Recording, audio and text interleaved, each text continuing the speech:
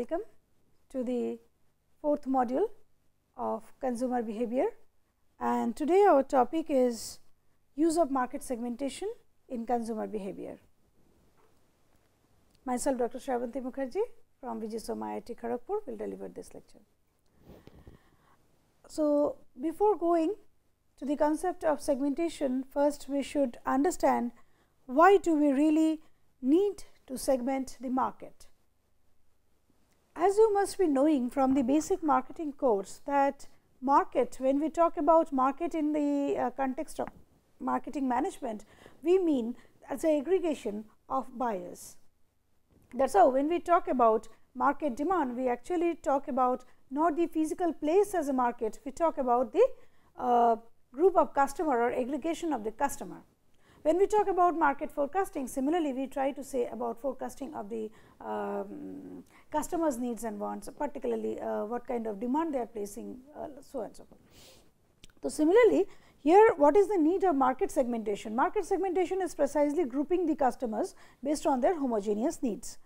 So, therefore, we need it, and this is one of the most significant concepts in consumer behavior as well as in marketing literature. A large portion of consumer research these days is actually concerned with the concept of segmentation, because selecting a target market is one of the dominant needs in formation of any marketing strategy. Our resource is limited, we cannot actually focus on all aspects of the society, all aspects, all different segments of the customers actually to sell our products. Neither the product would be applicable for all segments. For example, if I am selling Dove, so my Dove soap is not sellable to the bottom of the pyramid unless I sell it in pouch packs. So, therefore, if I want to sell this Dove to the bottom of the pyramid, I have to sell in pouch packs, and if I want to sell in the middle of the pyramid or top of the pyramid, I can sell in a 100 ml or 200 ml bottle, or even if I am selling a bachelor, I may sell it in a 100 ml bottle or a pouch pack, and when I am selling it in a 3-member family, maybe I am selling it in a 250 ml bottle or 200 ml bottle, so on and so forth. So, this kind of understanding, that is what should be the size of my bottle, what should be, whether I will market it in a sachet or whether I will market it in a bottle, or whether this particular product suits to the needs of the rural customer or to the urban customer, what is the potential demand for this particular product. If I really have to predict this, then I have to group the, I should know what is the potential, what is the particular, how I can divide the market particularly based on their needs, their demands and their characteristics per se. And then only I will see that with whom my company's image, my product's characteristics matches the best, and which segment is having the highest potential for my product. So, that is the basic need actually for grouping the customers into several homogeneous groups. That is what is the concept of segmentation.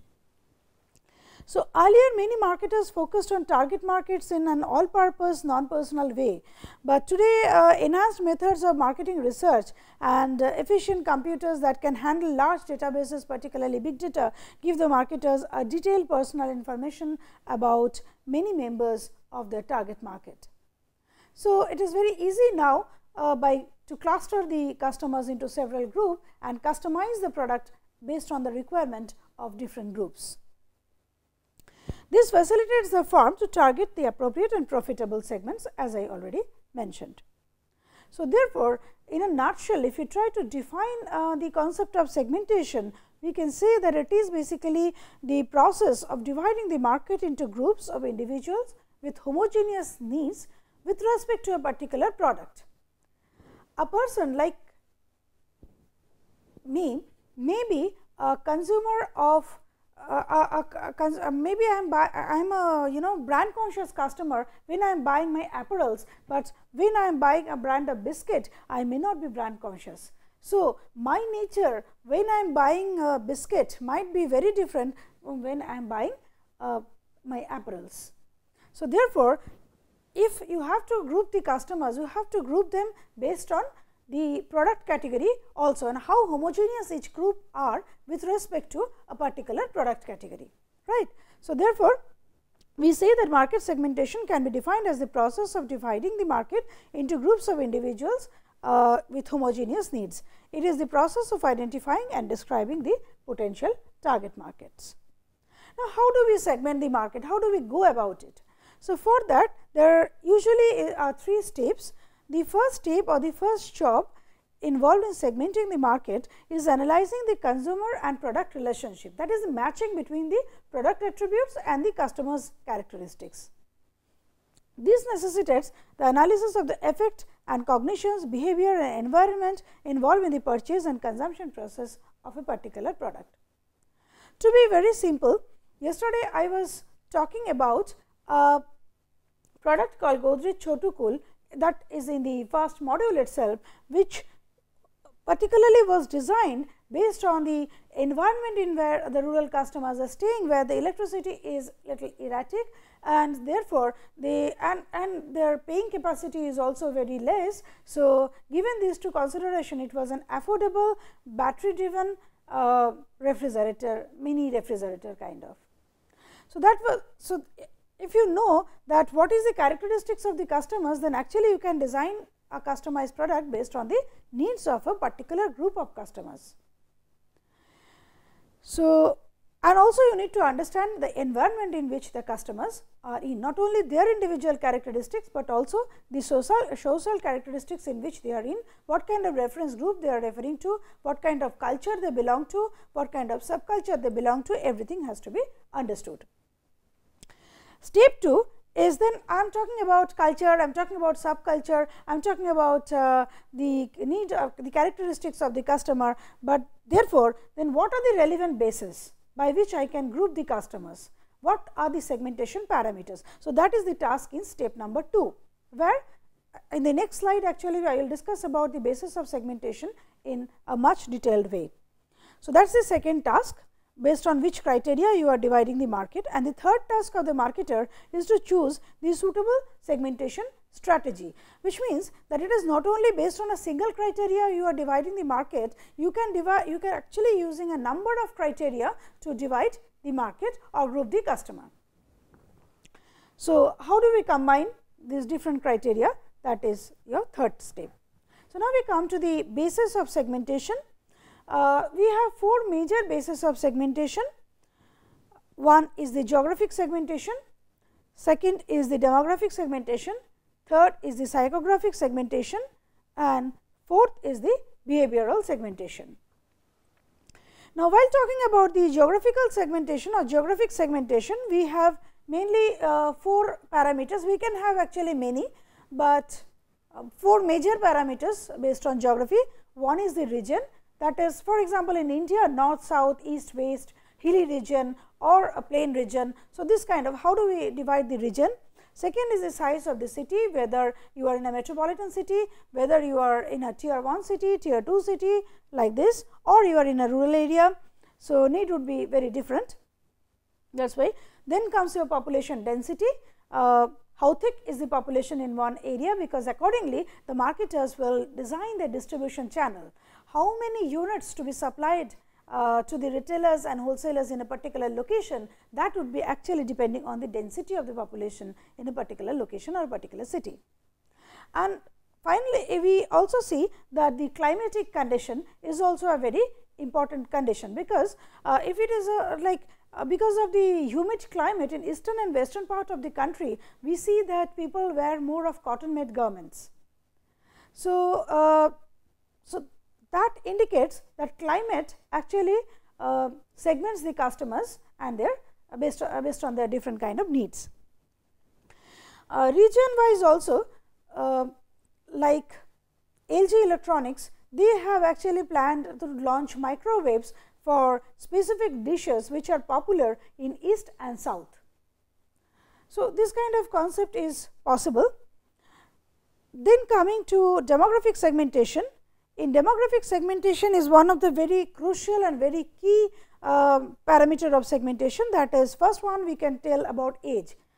Say when we segment the market based on different kind of shoe size of the shoes. So, that is also we are actually segmenting the market age wise. That is how we segment we get the size. We have kids segment, we have adult segment. In adult segment, how many sizes which will prepare. Even gender is another parameter to segment the market. For example, Horlicks has done it. They have used women's Horlicks, mother's Horlicks, particularly for the female segment. Occupation wise also you can divide the customer, because occupation wise the lifestyle will be very different. Tanishq has designed their particularly Mia My Expression contest for the working ladies. Given the household size, if you look at like if it is a single household, like a single member is staying in a maze or single member is staying in a household, then obviously they can buy very small units of any product, or they can buy pouch packs or sachets kind of thing. But when you are talking about a big family size, a larger family size, 4 or 5, maybe then you are talking about a 200 gram pack of Surf Excel or any this kind of thing. So, household size also is a determinant of how you design your product. Education wise, if the particularly when you are designing a smarts product, it also depends on the education level of the customer, because for handling smart products also you require certain level of literacy. Family life cycle is another very interesting concept to segment the market. That is different stages of a family, starting from the bachelorhood till solitary survivor. So, it is like this. The first stage is the bachelorhood, when the customer is staying alone, maybe in a solitary mess, or in a house he or she is staying alone. So, that time usually the kind of products they consume is like some electronic gadgets, maybe mobile handsets, some single serving packs, ready to eat food, or these things. But when they enter in the next phase, that is the full nest one, the couple without children. Even you can see the tourism companies are designing honeymoon packages and this just to attract this kind of newly wedded couples, and they will buy several kind of furnitures and all other things, just to decorate the house and for their requirement of household. Then comes the married children with children less than 5 years old. So, that is full nest 2. In that stage you have to buy a lot of baby products. Johnson & Johnson particularly targets this kind of segments with the baby products, then medicines, then you have creche, all these kind of products, this kind of services are basically targeting this stage of the family life cycle. You go to the next step where adults with the couples with grown up children, that is the full nest 3. So, there you have grown up children. So, the educational expense will go up, children will demand different kind of apparels, different kind of gadgets. Their education, as I have already mentioned, the education expense will also go up. So, that is the demand of that stage. Then you move to the other stage, that is empty nest 1. When we say your children have already grown up, but they are not staying with you. So, in that stage the families are again, they can go for some tours, they are spending more on medicinal expenditures and all this, and finally comes the solitary survivor, when any one of the husband and wife are surviving. Again medical expenses will go up, spectacles, walking sticks, old age homes can target this kind of population. So, that is the implication of family life cycle. Even the pack size of the product can be determined by the stage of the family life cycle in which the customer belongs to. For example, as I have already mentioned, that the bigger packs will be targeted towards the full nest and full nest 2 and full nest 3 mainly. Social class, the upper class, lower and middle class, in this way this is income as well as the level of elegance. Like Reed and Taylor tries to show the elegance of Amitabh Bachchan, and that is the thing they wanted to portray. Limousine cars, for example, they portray that the product is for the very upper income population, upper class population rather. Then we have religion. Religion wise the market is also segmented, because religious wise the festival pattern will differ, and your particularly apparels, eateries will have a boom during the festival season in any particular for any particular religion. So, that is how the markets could be targeted. But yes, these days a new dimension of dividing the market is based on geodemographics, and this geodemographics could be a process of hybrid segmentation which combines the geography as well as the demographic segmentation basis together. PRISM in US, this is a survey done by Nelson India, and they have Nelson Group, and they have actually divided the population into 66 segments according to postal zip code. Again, within this 66 segment, they have used the urbanization classes, and again they had 4 kind of population density, like urban, suburban, second city, town and rural. Again, within that they have identified different lifestyles classes like younger years, then the stage in the family life cycle and the mature years, and within that also the market is segmented again.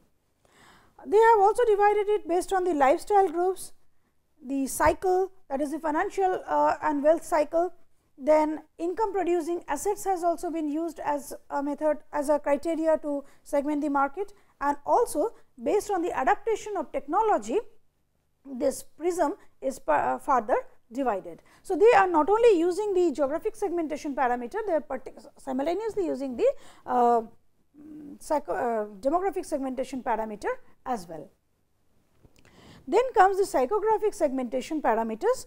Psychographic segmentation parameters relates to psycho aspects of the customers, in which we have the motivation, that is the motive of the customer to buy a product.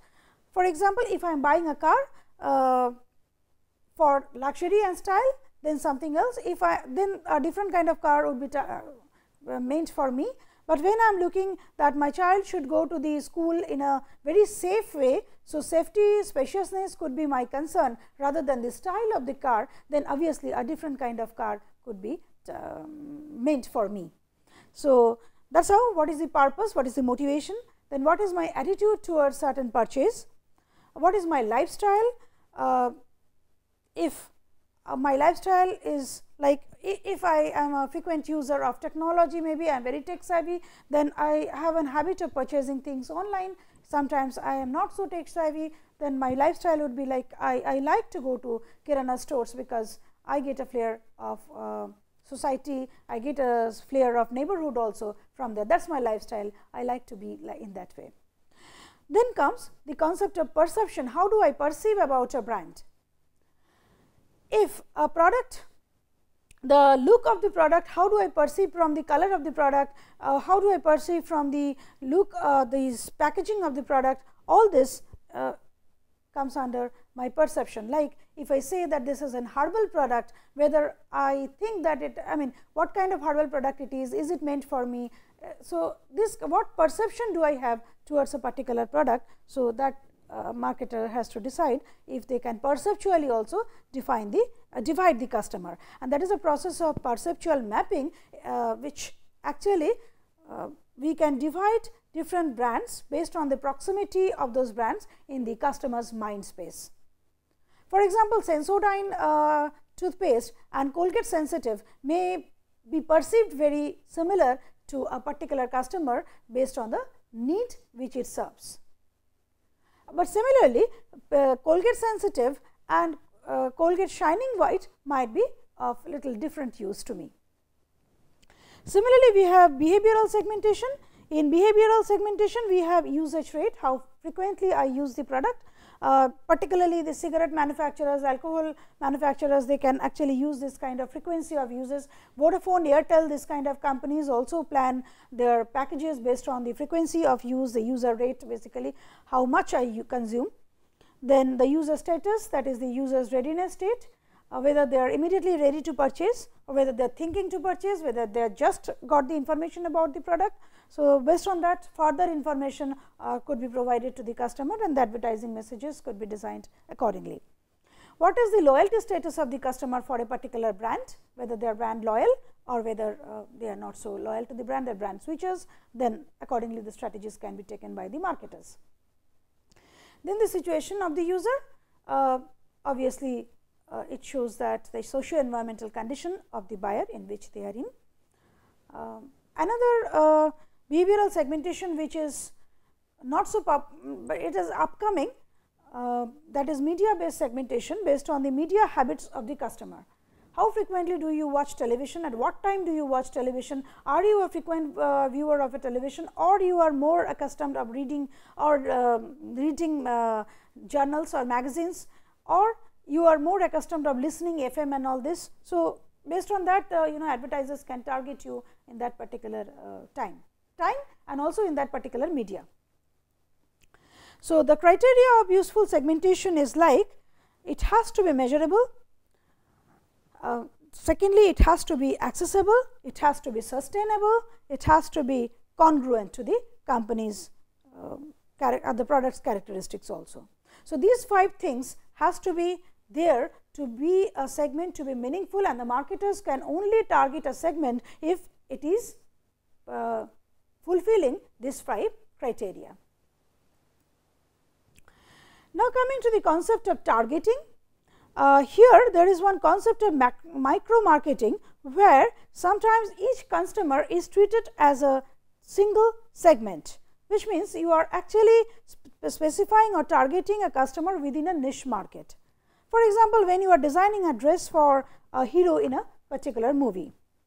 So, therefore, as we say, targeting means target market is basically the group of potential customers for whom the entire marketing efforts, particularly the marketing mix, product, price based promotion, are planned from the marketer's point of view. For example, Dove targets the high end customers, whereas Lifebuoy targets the base of the pyramid.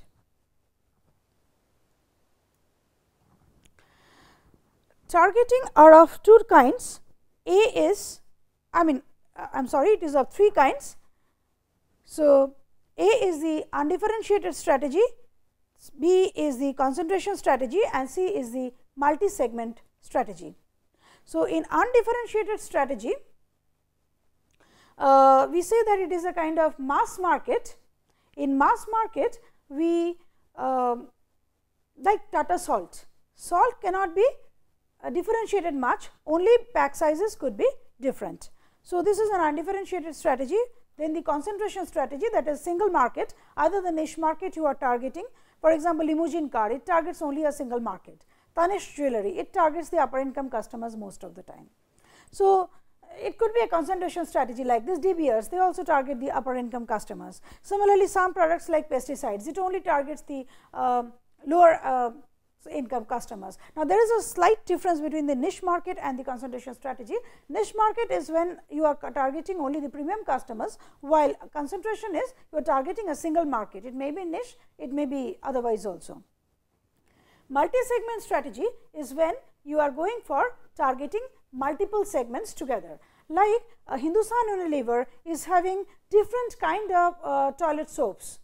They are having Lifebuoy, they are having Dove, they are having Lux and several soaps for different customers. They are having Surf for Surf Excel for the upper middle income segment. They are having Will for the lower income segment.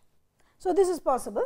Sunsilk is having again multi-segment strategy. They are having 8 variants of shampoo based on different behavioral needs of the customer, like someone wants shiny hair, some may want a thick hair kind of.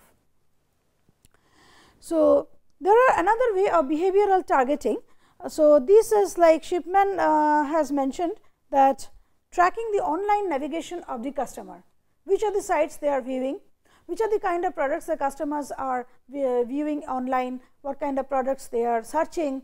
So, based on that, actually for the next time when they for example, in Amazon I am searching certain books or certain products. So, next time when I search, so they actually track my way of searching from my IP, and then the next time they can actually provide similar kind of products in the pane, so that I can have a choice to choose from there, because they understand, try to understand my choice and preference. Similar things is done by most of the shopping sites. Once you purchase anything from there, they can show similar things in the pen as a possible purchase. So, similarly mobile targeting could be done. Some of the US movie halls, they do this based on the cluster in which the if you have booked a ticket from one online site.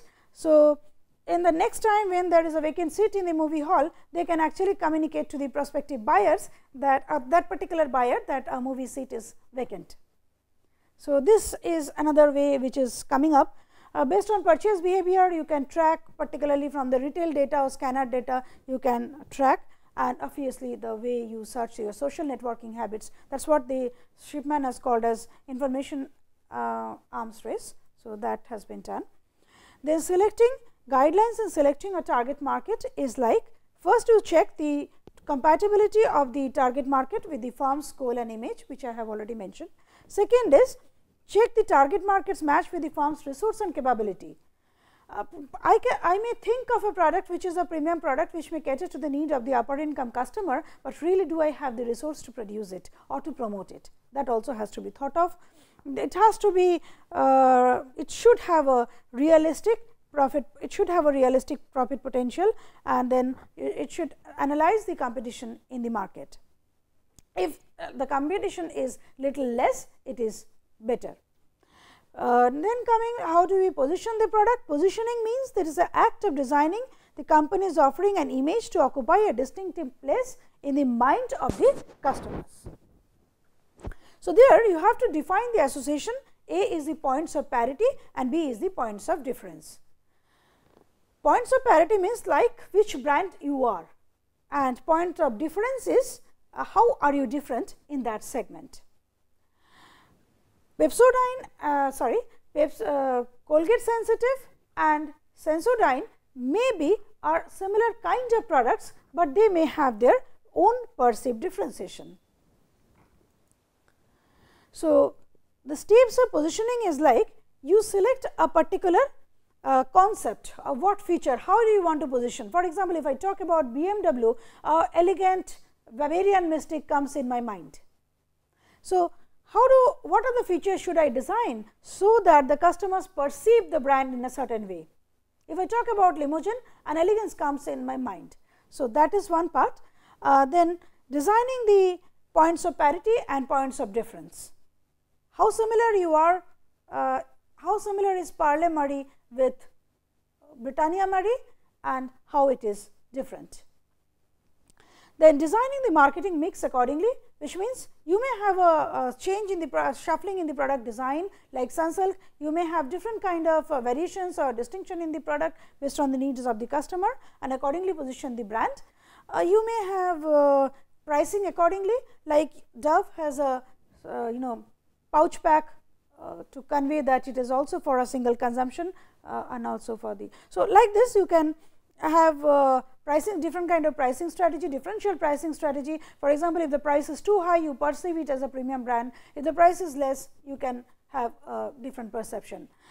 Shiva Shrigal, long back, they have when they were suffering a bit, they have just doubled the price, they have just increased the price, almost double the price, and the sales increased. That was a kind of premiumizing the brand and known as Shiva Shrigal effect in the marketing, and this was a phenomenal case. So, this may happen, and then there could be a case of repositioning also. Repositioning, sometimes you may have created a wrong positioning or a little bit of that positioning is not working. So, therefore, you may need to redefine your position in the mind of the customer. Similarly, as Tanishq, when it came, it was positioned as a very sleek jewelry, particularly for the elite urban working kind of customers. But later on it has identified that the market is better for the the jewelry market is mostly concentrated in the wedding segment. So, they have positioned themselves as a wedding jeweler also, but they also continue to be continued a different brand called Tanishq Mia for the working segment. So, this kind of positioning, repositioning, mix of positioning also you can do for different segments. Taj IACL, which is the Indian Hotel Corporation Limited, they have two hotels. For example, Taj, they have Taj group of hotels for the upper income, they also have Ginger group of hotels for the lower income segment. So, they have simultaneously premiumized their product and their service, and they have also made it to cater to the basic segments. So, this was in short the concept of segmentation, targeting, positioning, and its use in consumer behavior. So, thank you. Meet you in the next module.